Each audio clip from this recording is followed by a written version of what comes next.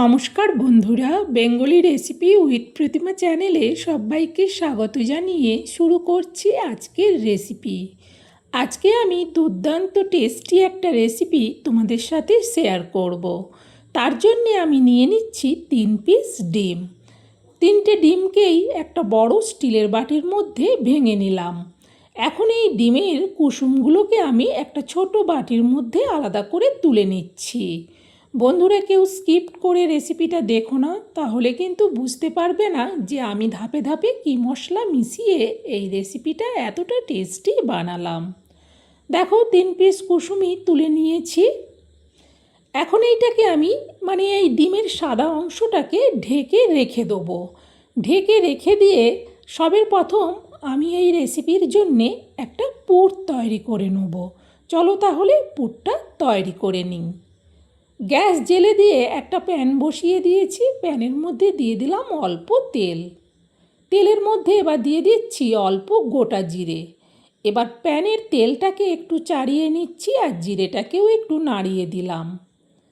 এখন দিয়ে দিচ্ছি এতে অল্প কারি পাতা। কারি পাতা দিলে ভীষণই ফাটে।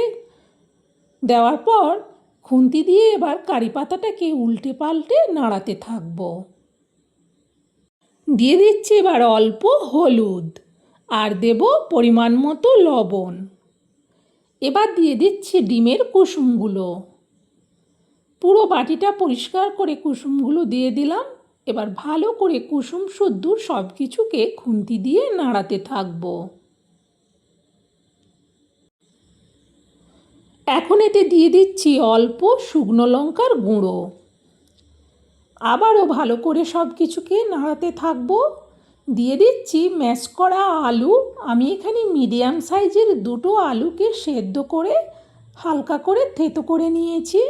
পুরো আলুটা দেওয়ার পর খুন্তি দিয়ে এবার ভালো করে সব কিছুকে একসঙ্গে মেশাতে থাকবো।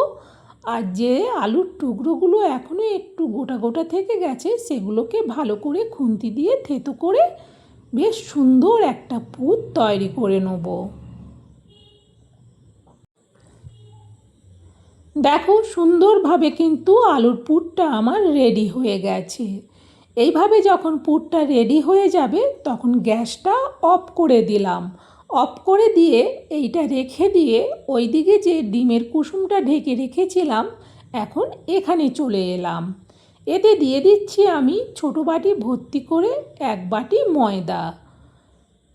এই ময়দাটা প্রায় 200 গ্রামের মতো আছে। ভালো করে এবার ডিমের কুসুমের সাথে ময়দাটা মিশিয়ে নেব। কিন্তু এটা মেশাতে গিয়ে এখনও অনেকটা শুকনো মনে হচ্ছে। সেই জন্যে এতে এবার দিয়ে দেবো আমি যেই বাটিটাতে আমি ডিমের কুসুম তুলে রেখেছিলাম, সেই বাটিটা ধুয়ে 1 বাটি ভর্তি করে জল। আবারও ভালো করে মেশাতে থাকবো।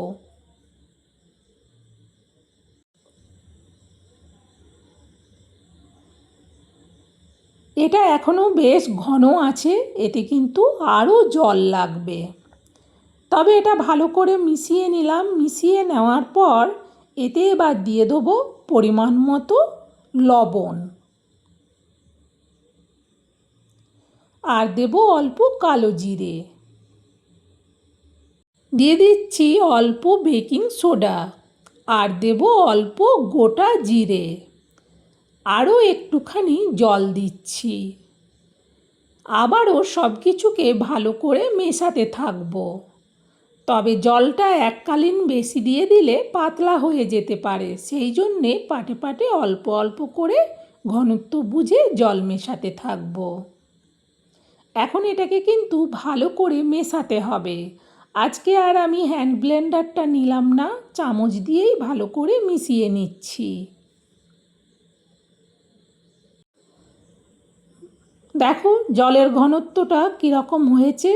এখন এতে দিয়ে দেবো কিছুটা কারি পাতা কুচি আর দিয়ে দেবো কিছুটা কাঁচা লঙ্কা কুচি আর দিয়ে দেবো হাফ পেঁয়াজ কুচি। আবারও ভালো করে সব কিছুকে মেশাবো।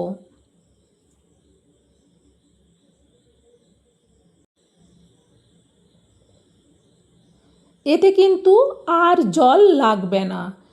এইভাবে ভালো করে সব কিছুকে আরও আমি মিনিট 3 কিন্তু মিশিয়ে নিলাম।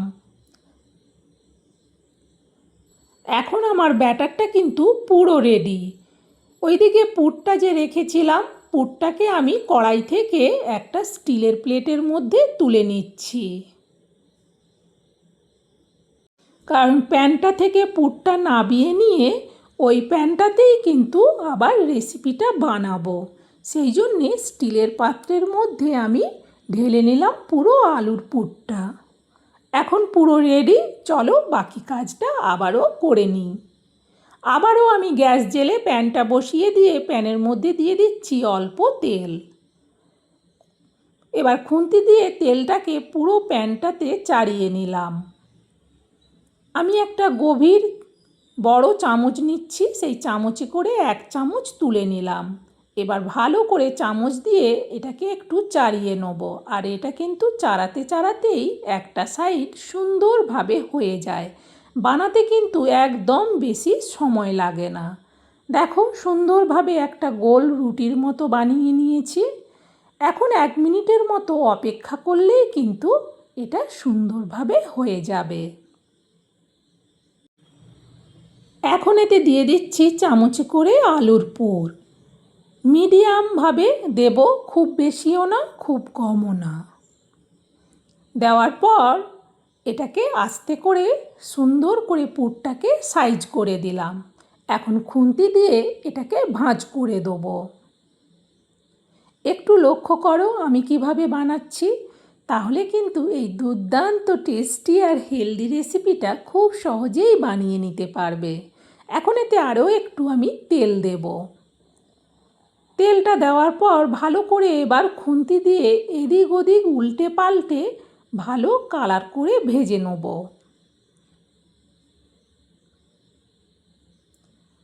আস্তে করে উল্টে দেবো, একটা সাইড হয়ে গেছে।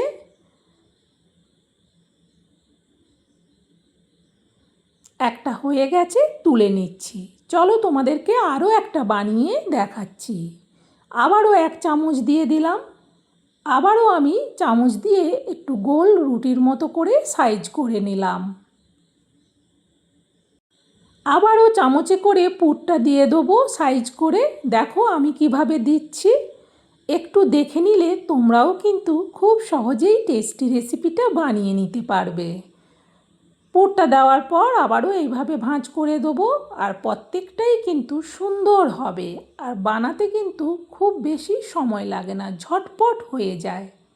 আবারও এতে একটু তেল দেবো, তেল দিলে বেশ সুন্দরভাবে ভাজা হবে। যেহেতু ডিম দেওয়া আছে তো সেই জন্যে একটু তেল দিলে তাহলে আর কোনো গন্ধ হবে না। কম তেল দিয়ে ভাজলে কিন্তু একটু গন্ধ হয়। দেখো এটা হয়ে গেছে। এবার এটাও তুলে নিচ্ছি। একই রকমভাবে সবগুলো ভেজে নেব। সত্যি বলছি বন্ধুরা, সব সময় রুটি পরোটা যখন খেতে ইচ্ছে করবে না, এইভাবে বানিয়ে নিলে আলাদা করে আর কোনো তরকারি বানাতে হবে না। আর এই রেসিপিটা এতটাই টেস্টি হয় যে বাচ্চা থেকে বড় খেয়ে আবারও বলবে বানাতে। এগুলো এখন ভীষণ গরম, তাই হাত দিতে একটু অসুবিধে হচ্ছে।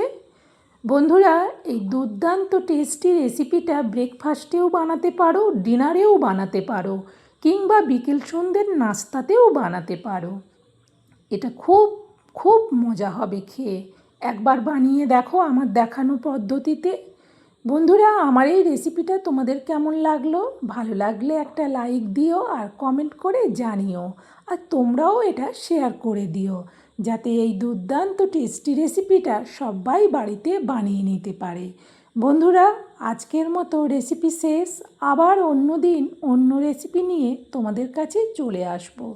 ততক্ষণ তোমরা সবাই ভালো থেকো, সুস্থ থেকো। আজকের মতো তাহলে বিদায় নিচ্ছি বন্ধুরা।